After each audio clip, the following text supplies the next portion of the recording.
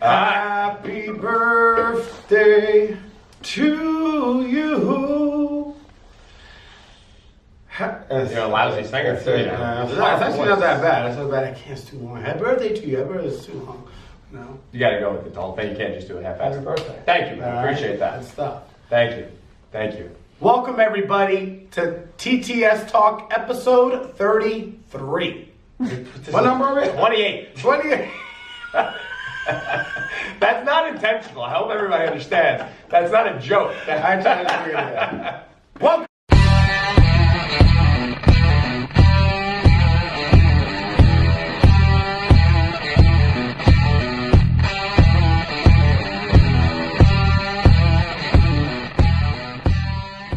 Welcome everybody to TTS episode 28 with the birthday boy, Chris Tatella. Let's give him a little golf clap.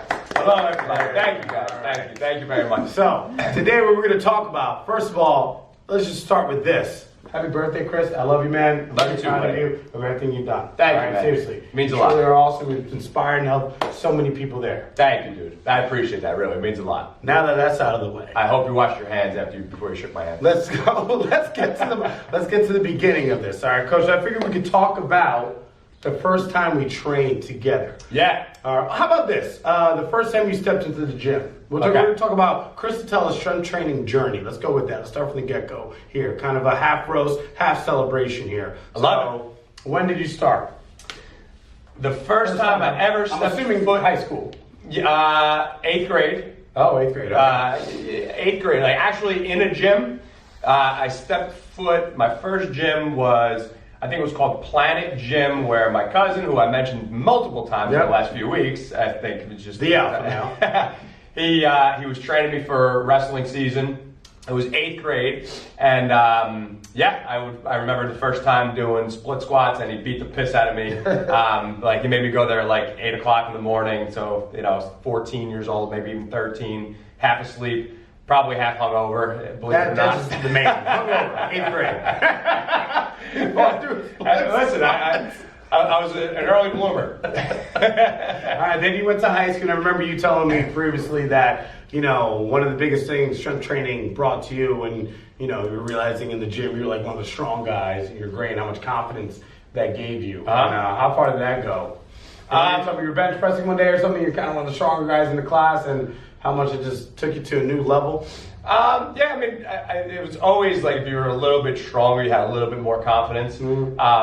I remember being like one of the only few freshmen that was like able to bench 135. But then you had some freaks like Elliot, my friend Elliot, benching like 225 as a freshman. You're like, holy shit! I remember Elliot because we had a party one time in Ed's and Ed's basement. It was classic times there, and I was beating everybody in arm wrestling. I was kind of doing well. Then Elliot comes in. I'm like, I'm gonna dust this kid. He's a grade under me, piece of cake. Boom, and he's like laughing, like, what's going on here? Boom. I'm like, wait. And for me at the time, I thought you had to have trained to be arm wrestling champion. He goes, I never lifted ever. I'm like, well, he did lift. Oh, he did. Okay. Yeah. Especially the early ages. But the time that he arm wrestled you, he probably didn't touch a weight in like 2 years. Yeah.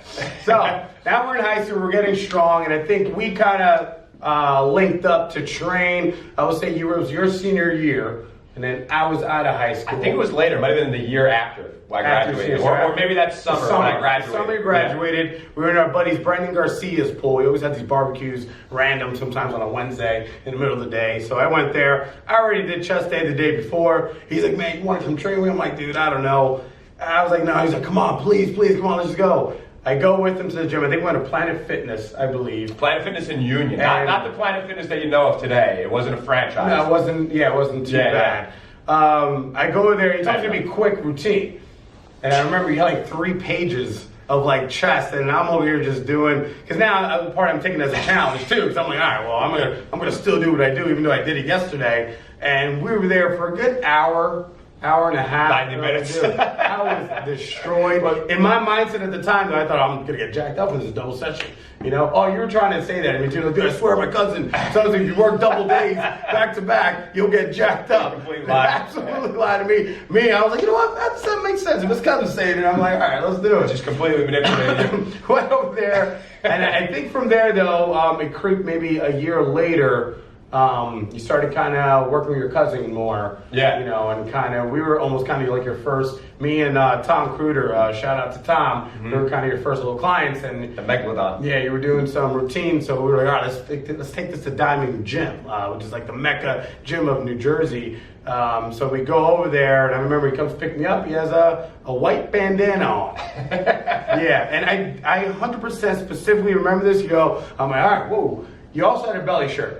Yeah. He also had a shirt that came from football Probably practice. true. Yeah. So you go there and sit That's there. so ridiculous. So now I'm like, all right, boom. I don't know what happened. I was like, ready to go. All right, let's do this. So I'm like, man, in my mind, I'm like, he's really wearing this. He's just going to own it. He goes, oh, you don't think this is like too much? I remember I was like, nah. I was like, that's fine. That works. That's good. That insecurity was coming out. So you guys think this looks good, right? we get to the gym. We're hitting these routines and these days, and this is we were slowly kind of showing us the ropes a little bit and everything that you learned, and showing us the technique and everything. Then it came a time where you were now experimenting with us. The routines. Yeah. And that call now, and then the reason this Writing came routines about. for you guys, so now he's writing routines, we're training with them, and that was awesome because now we're. I'm probably 19. Yeah, and me and my buddy Tom, we were 20, we were kind of just getting everything from magazines. I think we legitimately did the same routine for about 15 months You did like straight. those pyramids and shit. Yeah, all pyramids 10, 8, over and 6, over, 4, 10, 8, 6, and they were going up. There was progressions until after 8 months. Then it just, was just the same. So now we're ready to start with him. We're like, all right, let's get this going. And it was cool. It was new. And I remember it was like a little short, but then there was some, I think we had a... Short, it was 60 minutes because we're used to training 3 hours. That was how it started. Then in the middle of that, we're like, guys, let's go to Miami. And this is how we got introduced to our first diet. We're like... That was the second one. That was the second year? Yeah, that was the second year. Also, here The first year we were still working at Bally's. And you came to me and said you wanted to look like Rich Franklin. That's right. Well, that was before. No, wait. When did it? And I want to bring it because there was a routine where we did like 20 reps of something and 20 reps First year. press. So that was before we started cutting. It was the first time that we actually dieted hard. I was in the mindset as a young coach that if the goal is fat loss, yes, we have to burn a fuck ton of calories throughout each training session. Okay. Which means we did a fuck ton of volume. So we were doing sets, we would do, like I said, squats, 10, 12, 20, then we'd hit leg press for like 20, like 4 sets, 25. Yes, this was like, just to the low. Now, in my thinking, I'm like, all right, man, this is, this makes sense. This is going to work. And we're like, all right. So now it was just me, Chris, Tom. I mean, I'm talking, I think guys in the gym thought we were nuts. Because we were like sweating, there was like drool coming out. I mean, sometimes we had to go to the bathroom. Tom had to throw up a few times or whatever. I know I had to take a couple breaks. I used to do all the time. That was normal. I mean, it was just brutal. And I bring this up because now, all right, we, a lot of fat loss, right? We might have lost a little muscle in the process because it was really in high frequency, high volume and everything. I sat down with him. I'm like, man, we're going to Miami. I think we're finally going. He's like, yeah, I tell you, man, it's a good routine, right? Felt good. He goes, yeah. I think we lost a little too much muscle on it. It wasn't too bad, though. I think I would change it up. And in my mind, I'm thinking, wait, what? So he came at me like, yeah, this is proven. This is exactly what everyone does. My cousin did this. Oh, all right. I had no idea we were kind of guinea pigs in this. So he just, yeah, we definitely went a little too much. I'm like, what? I like put my heart and soul. Remember last week when you couldn't walk for 6 days? It's kind of worthless. I think it was counterproductive. Wait a minute. Like, you don't understand how hard that was for the next day for me to get up. Because I think that was like, I think we did 5 sets of step-ups, 15 each leg, into back extensions, 5 sets of like 20, and that was brutal. But at that point, I remember I was thinking, I'm doing this no matter what. I don't care what pain or whatever I did. Hey, we did look all right for Miami.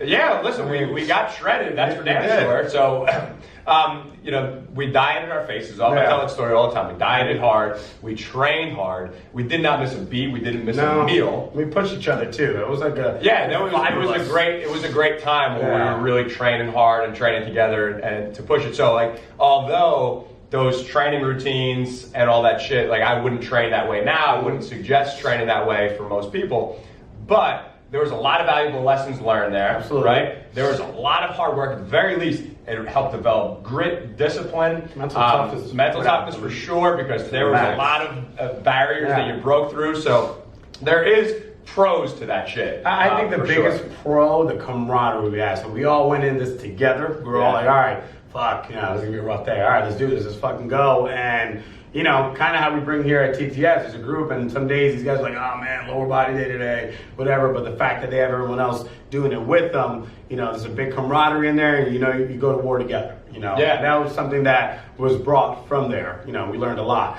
The Miami trip wasn't that great though. No. So you can thank our friend Darius for that, booking us in the hotel somewhere with senior citizens. Also, I think we all went down there with $500 to $600 bucks. $500 to my name. To Miami. On that trip. To Miami. $500 to my name in Miami. I think the first night, I think we spent like $250 just to cut the line to get to like the better line in the club. Yeah. And now we're finally in the club, and we were devastated. They're like, oh, whoa.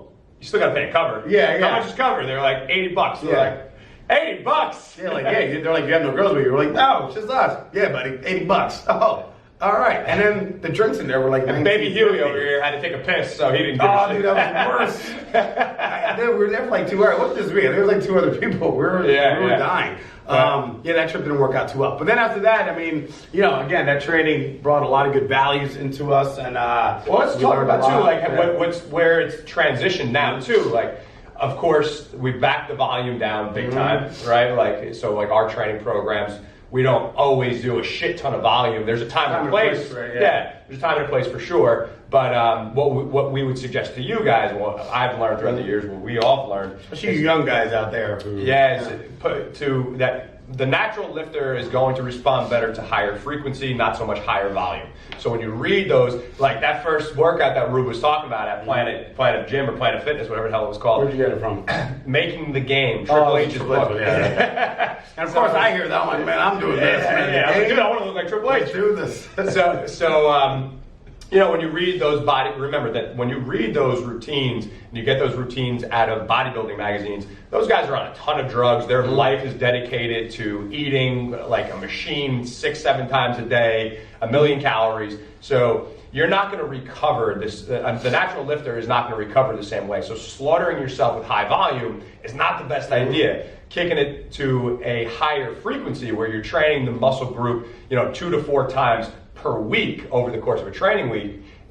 One, you're going to recover much better from a given workout, so you're not slaughtered. So if you want to play a pickup game of basketball or do a martial art or play a Sunday men's league baseball, you're going to feel better. Because if you're destroyed and sore all the time, it's really not the best way. Like, you don't want to live a life like that. Like, I remember training people in the early days, and I would have executives and shit that I would be training and working with, and they would be like, dude, I can't do that. Like, I don't mind hard work, but I wasn't able to take a shit for 3 days because I couldn't sit down. And in my mind, I'm like, I was totally wrong. Because you want to train to perform. You want to, I know some people's like, leg day, I can't even go up the stairs. But isn't that why we train? So we can go upstairs faster? And carry shit upstairs? Right. And again, there's a time and a place, right, where you're going to be sore and more beat up, especially if you just start training. Your body might be really sore in the early stages. But yeah, you want to perform better. You want to feel better. And a lot of people take that, they confuse that soreness with like results. Right. Oh, I'm not sore, I didn't get results. That's not true at all. If I felt like I got hit by a car after every training session, I did well. Yeah, no, it means you're destroying yourself. Yeah. Another thing to go back, what I used to do, mistakes that commonly people make too. Let's say they're looking good and they're making progress, and then I want to work on my lower abs. So they open a magazine, maybe in a Barnes & Noble or like any type of store, and they see like something like this. Oh, here you go, that's it. And then that's it. Like, don't be fooled by that. It's like, oh, this target's lower abs, and boom, you're done. And that's how you get a lower abs. There's so much that go involved with it. Like Coach was saying, frequency, nutrition plan, and nutrition. You know, that's just huge. You're getting those lower abs. We're commonly asked, like, all right, I'm feeling good, man. I'm getting my upper abs. How do I get the lower ones? You know, there's no one word answer.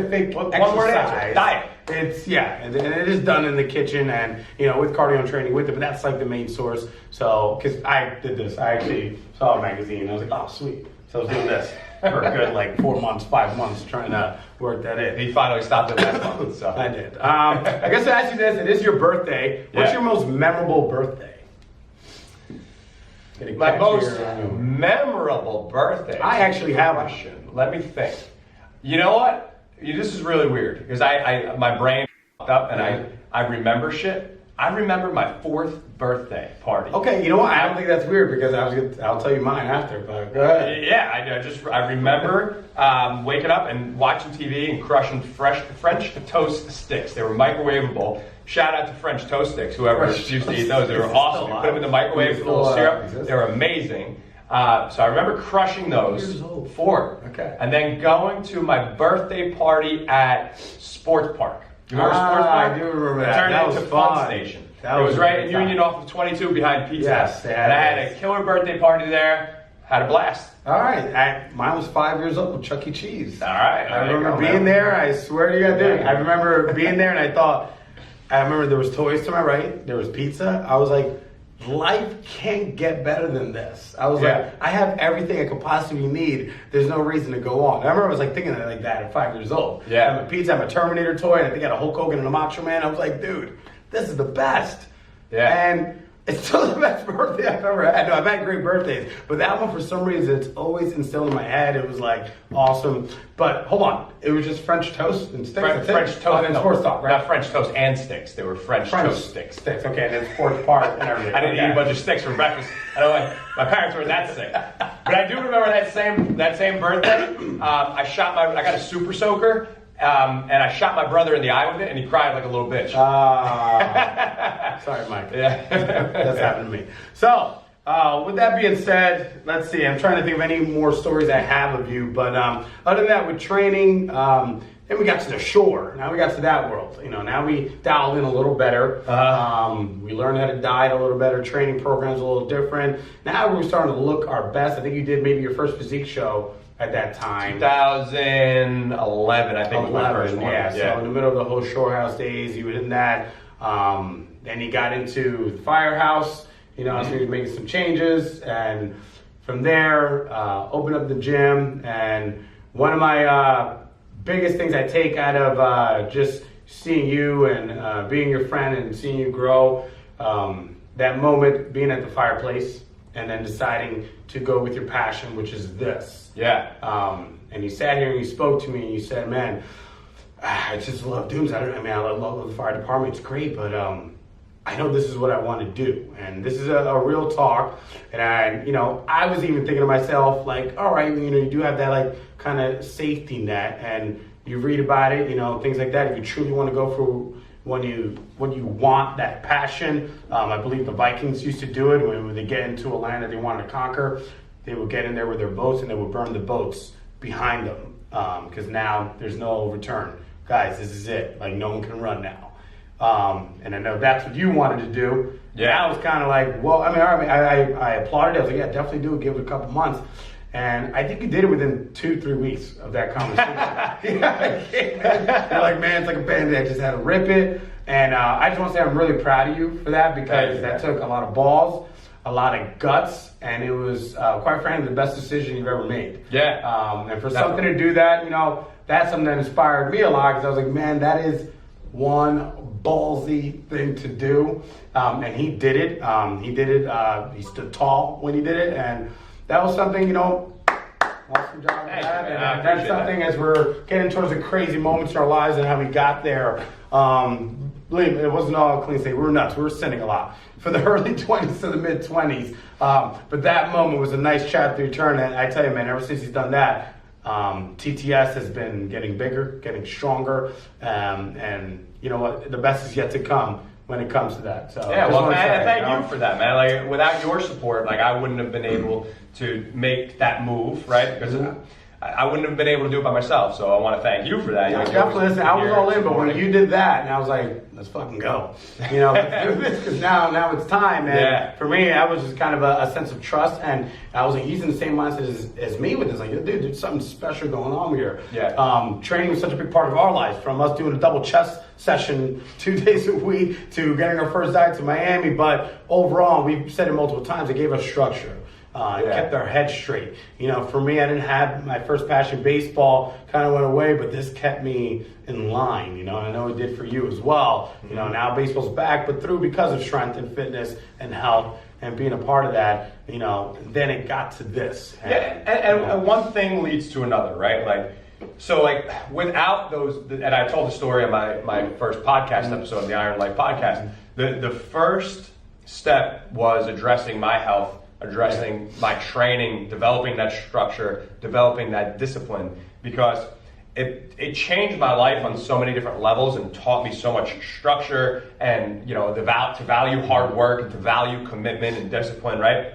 So after we did that first diet, I came out the other end completely different. Like, I was a different human being than who I was before I started. So like at the time, we didn't realize what we were actually doing. We had no idea the impact this was going to have on our life, but it had a huge impact. So doing that led to more mental clarity, more focus, work ethic, discipline, right? Making sacrifices, right? How much did you sacrifice? I mean, not drinking booze during that time, and especially that was my 21st birthday. So yeah, dude, it's crazy. It was on my 21st birthday. I remember going to Apple's in Kenilworth. Remember that place? Yep, dollar beers. Yes. And I went there and did not have a drink because the diet wasn't over until that Saturday. My birthday was on like a Tuesday night or Tuesday or something like that. So the structure, the discipline, I would have never done that a year ago. It's my fucking birthday. You know? So like the sacrifices that you make, it's always fucking worth it. And because of that, all that stuff that was created during that time frame, it led to me being able to commit to volunteering for the fire department and going through the fire academy. That was 7 days a week because I had 4 days a week for that. 4 days a week in the academy as a volunteer. I wasn't getting paid for that. Right? I was training people in between, before and after the academy. Like it was chaos, right? But I did that for 4 months, busted my ass, which led to me getting a job, right? But then from there, being able to work in the fire department and then quit that job, right? Not an easy decision, but all of this stuff, like if I didn't gain the mental clarity and everything else that I just talked about during the hard physical diet, training programs, all that shit, those decisions, I never would have done it. I didn't know that for sure because before we started this diet, I was watching Fresh Prince of Bel-Air until 5 in the morning, 5 a.m., waking up at 3 p.m. My life was a disaster that revolved around other people and drinking and staying up late and eating like crap, not working hard, no value, no direction, no guidance, no support. So my biggest advice to you, there's one takeaway from this episode today, is to make sacrifices, value hard work, get your nutrition, get your training in check, because that's going to open up doors to every other aspect of your life. Yeah, and I think just to go back with the training did, going through that grit, that hard, that training, gave you the confidence to know, all right, man, listen, I'm going to leave the fire department, but I know what it can do. Right. You know what you've been through. A belief in myself. Yeah, that's that confidence, that sense, all right, I'm going to get this done. I'm going to kick ass, and I'm going to go out and do what I was set out to accomplish. And I think that goes a long way. And to take you away from those Fresh Prince of Bel-Air days, quick story, we used to work at Bally's actually as trainers when we were 19, 20. Yeah. He would ask me to clock him in. I talked about this briefly on the podcast. Yeah, like I would go in there and I'm like, all right, Chris, when are you coming? No, I think we have phones then. And he would say, dude, you want to clock me in? And I'm like, dude, you got to come, man. All right. And then he still didn't get there. He goes, dude, you can clock me out. I'm like, whoa. Watching Fresh Prince. So to say the least, you came a long way. But, the best is yet to come. So I see this. I know you're 32 right now. I guess I'm 33, but this is only the beginning, Coach. We got a lot to go. This best is yet to come. What do you put your foot in the pond or something? What's that term? Pedal to the metal? No. I just took a dip into the water. There's an analogy. Dip your toe in? Yeah, right. I just dipped my toe in. No, is that an analogy? We're gonna look that up. I don't think it's an analogy. Do we have to edit this? No, there was something like, man, it's something saying that I just got started. I just dipped my foot in the pond. I swear there is something. This is just the tip of the iceberg? Is that where you're going? That could be one. But no, there's something with putting your foot in the water or something. I just put a little bit. I'm going to look that up. Look that up. I really hope that is something. Make sure you look that up. We're just dipping our toes in. Coach, is there anything you would like to say to end this show? Because that analogy was the worst. I think I know where you're going, Coach. I was testing the waters. There you go. No, it's not that actually. No, it's something taking a dip in the water. I'll figure it out. This is so interesting to me. This brings me joy, guys. If you want to know what brings me joy in my life, it's this guy. It is. This is just the tip of the iceberg. But no, it's something like, man, we're just slowly putting our foot in the pond. No, maybe it's not that. Dude, this is bad, guys. I swear to you, I've been nuts before, yeah. Listen, so, and I swear he doesn't do any drugs. well, I'll get back to you guys on that, but listen, happy birthday, all right? Very proud of you. Thank you. And if the one thing that I'll say is that I know there's a lot of people that I talk to, and even younger than me, like they'll reach their 30s, like, getting old sucks. Right, yeah. I hate them. Dude, like, it's not because you're old, it's because of one, your attitude, and two, because you're not taking care of yourself. Yeah. Right? You're eating like crap, you're not sleeping, you're not training or training properly, right? So it's not like, you're gonna get your bumps and bruises the older you get, but the best has yet to come, to just say that one more time, right? So because true. as you move forward, like, I'm in a better place now at 32 than I ever was at 22, right? And I wouldn't trade where I'm at right now in this moment for anything else, because what I'm doing, I absolutely love. The people that I'm around, I absolutely love, and I would not trade this for anything. So stop looking backwards, because right now I'm living in the moment, I'm planning for the future, learning from the past. That's no bullshit. That's just the way I look at my life, and I think that if everybody did that, I think it would be very helpful for you, because I know that it's really helped me. So hopefully that's a big takeaway for you guys. I'll end it with this. If you're not sure where to start with yourself. Gain strength. Work somewhere to a strength training program, something like that. Worry about your health and your strength. When that comes, then confidence. Confidence leads to usually finding your passion. And then from there, I mean, everything's endless. You're going to have a great time. You're going to enjoy your daily living ahead. No doubt. Yeah. Hey, you're the host today, Coach. So all right. End the show. With that being said, guys, listen, if you want to reach out to me or Coach Chris, you can reach out to me on Instagram @_Ruben, RUBEN_Borges, BORGES. Ask me any questions, anything. All right? And now, Chris, where can they reach you? If you guys want, got a lot of things. You got an extra thing now. Well, you can hit me up on Instagram, shoot me over a DM @Chris_Tutela, TUTELA, and make sure you tune into my podcast, the Iron Life Podcast with Chris Tutela. It is going to drop every Friday, so stay tuned. This week, the sound quality is going to be much better than last week. We even got an intro, outro music, all that good stuff. Nice. So it's becoming official. It's legit now. It's so make sure you tune into that. I think I'm really working hard on this to really give you the best information that I could. So just be sure to tune in.